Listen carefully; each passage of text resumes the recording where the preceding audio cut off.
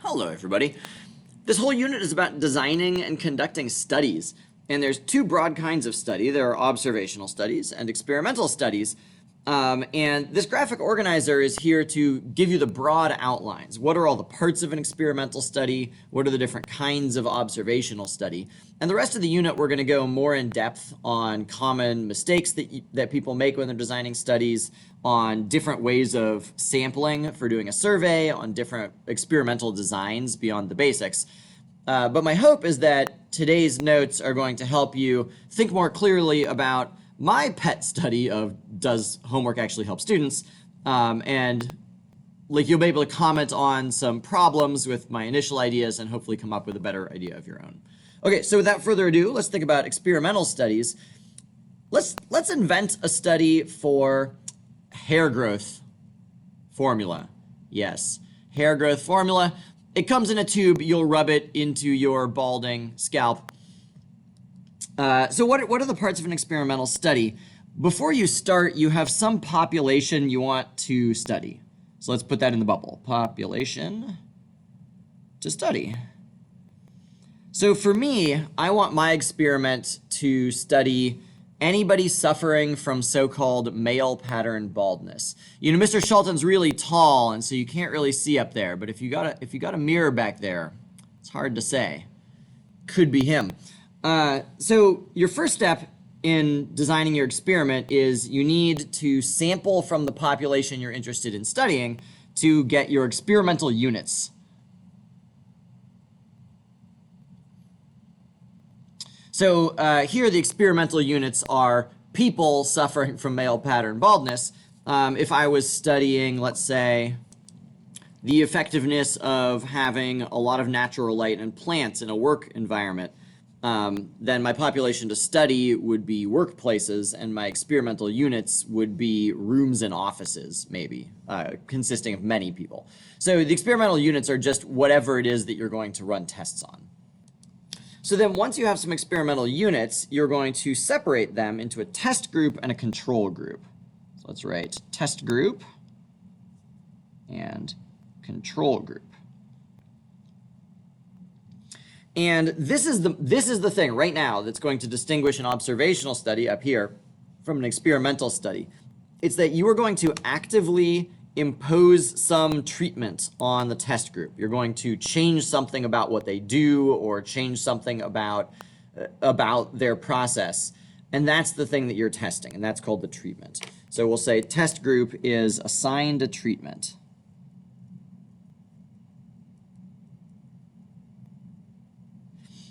So for my hair growth study, the treatment is going to be 6 ounces of hair growth formula applied to the affected portion of the scalp once daily. And then, of course, the control group is a group that is supposed to be as similar to the test group as possible, but they're not going to rub the growth formula into their scalps. They're not going to be assigned the treatment. Because the idea is we're going to measure the results of both groups. So you got results and results. And if the group that rubbed hair growth formula into their scalps experienced more hair growth than the control group who didn't do anything, then we might have reason to believe, oh, my hair growth formula works. And so you do that by comparing the results. So this might seem obvious so far. Let's get some vocabulary in here, and I want to highlight important parts of this process to think about when you're doing experimental design. So randomness happens in 2 different places.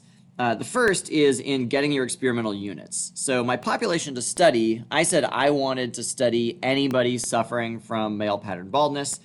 But let's say that when I actually try and figure out who is open to participating in this study, it turns out it's just like all people I know, and I only know people between the ages of 35 and 45 years old.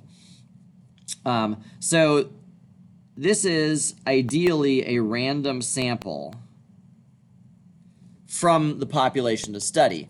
But in my example, just like talking to people I know who are all between ages 35 and 45, it's not really a random sample of anybody affected by male pattern baldness.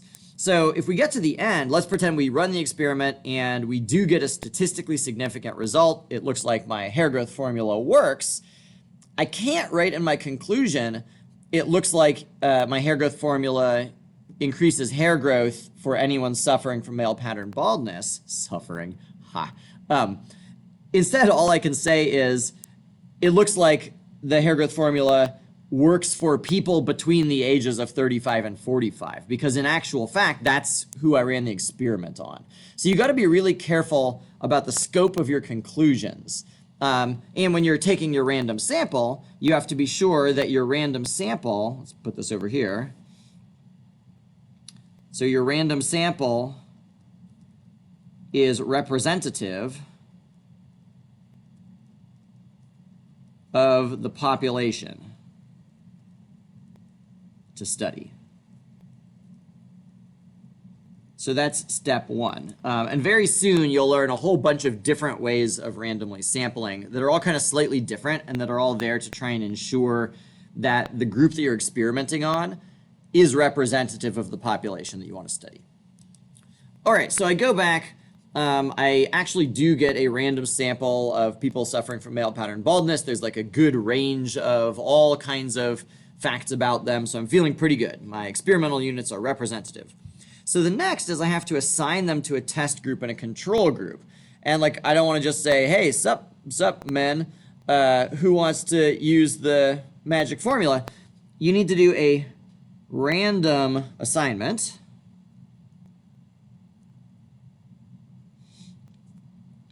And the goal of the random assignment, as I said before, is to ensure that the people in the test group and the control group are as similar as possible in all respects. Because that way, if there's a difference in the end, we can say, oh, the most likely reason that there was a difference in hair growth was that this group was given the hair growth formula. So you can conclude that the results are due to the treatment and not due to some factor that everybody in the test group shares in common. So, for example, let's say that I assign my experimental units to test group and control group, but it turns out that everybody in the test group is vegan and nobody in the control group is vegan. At the end of the experiment, if the test group had better hair growth, it's like, oh, was it because they used my hair growth formula, or was it because they were vegan? Being vegan in this example would be called a confounding variable. So let's, over here it says things that might go wrong, be bad. So random sample is not representative of the population to study. That would be something that would be bad. And it would be bad because it would limit the scope of your conclusions. Okay, so a second thing that would be bad is if, test and control groups not, quote unquote, the same in all variables. And it's going to be impossible to get them exactly the same in all variables. It's just that you want them to be as similar as possible in all other variables. And the reason that that would be bad is if the test group has a common trait, that's a confounding variable.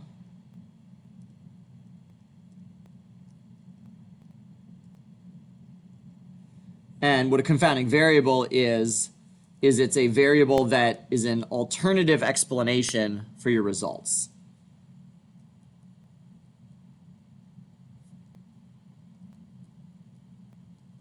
So alternative explanation for results.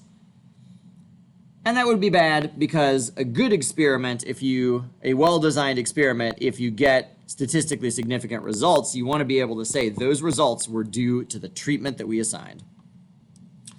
So, a couple pieces of vocab. The assigned treatment here, put a little box around assigned treatment. The assigned treatment is your explanatory variable. Remember when we were doing correlation?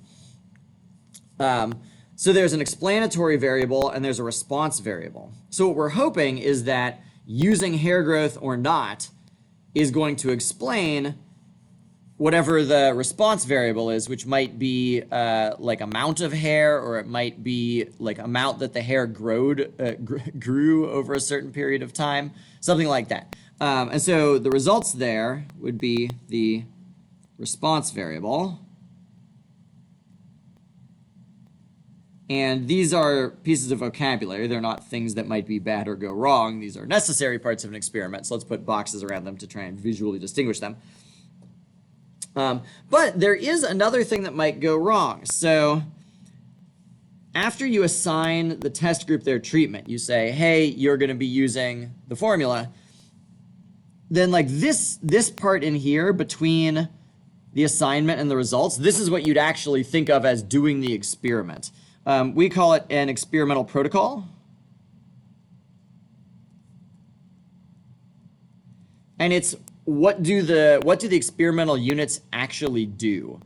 So the test group maybe uses the hair growth formula, and the control group, you could just have the control group do nothing. You may have heard of a placebo, so you could give the control group a hair growth formula that's actually just neutral goo. It is, non-reactive goo, so we're sure that it's not going to do anything. But at least this group believes that they might have the magic hair growth formula. They're rubbing something into their scalps. And that's in service of trying to make these two groups be as similar as possible. We will talk more about the placebo effect later on, but if you've heard of that, you can think, we want to control for the placebo effect. So another thing that can go wrong is not enough detail in experimental protocol. If you send your test group home and you say, hey, you just need to use this shampoo once a week, you're going to end up with people using it in very different ways. Some people would use a small amount. Some people will use a large amount. Some people will use it more than once a week. Some people will use it exactly once a week. And maybe those details matter and maybe they don't.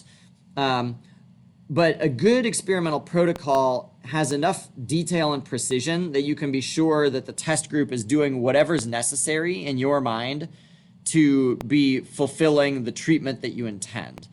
And that everybody's going to do it in the same way. So the danger in not enough detail in the experimental protocol would be subjects may not actually do the treatment you intend. Which would mean, whoa. Okay, the lights are back on. Which would mean that if everybody had done the treatment you intended, maybe you would have a result. But if you don't control exactly how people are doing things, then maybe your experiment wouldn't find a statistically significant result when it should have.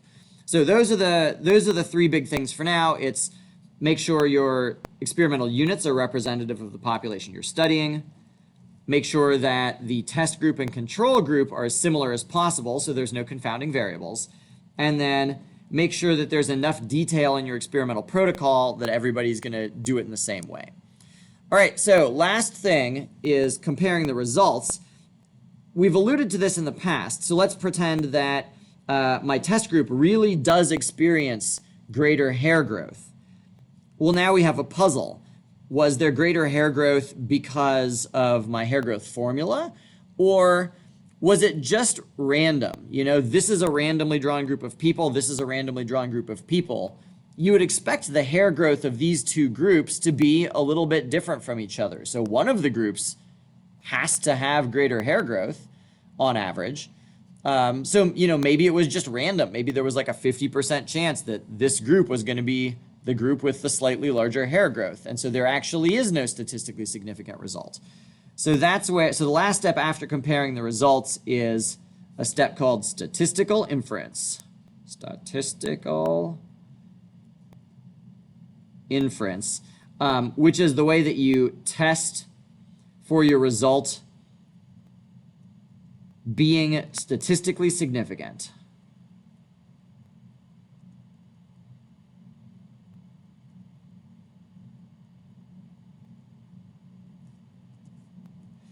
And we're going to talk, there's like a whole unit after the break called statistical inference, and then a unit after that called statistical inference 2.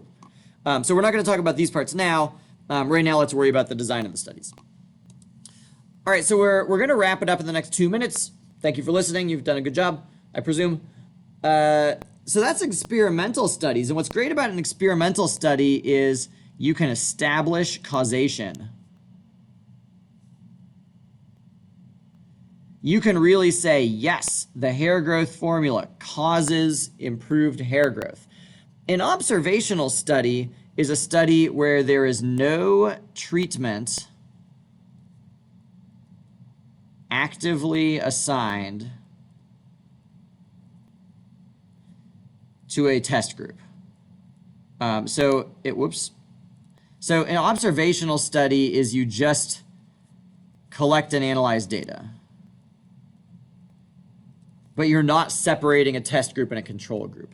And so if you're just collecting and analyzing data, you could have a retrospective study where you use existing data from the past, or you could do a prospective study. You could design a prospective study, which is a plan to collect data in the future. So let's see if I can get an example here. So a prospective observational study, I could plan a survey, for example, and I could have it, I could like post it on an internet site, and I could say, hey, I'm running this study. Anybody who wants to can participate. What I'd like you to do is answer questions about your diet and your daily habits, and then measure your hair length every day.